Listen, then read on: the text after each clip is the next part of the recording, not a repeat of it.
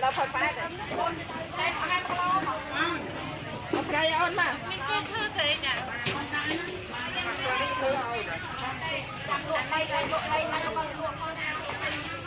เดี๋ยวใครvậyเดี๋ยวใครทำลูกđầy đá chứ bây giờ tao hô bây giờ tao lốt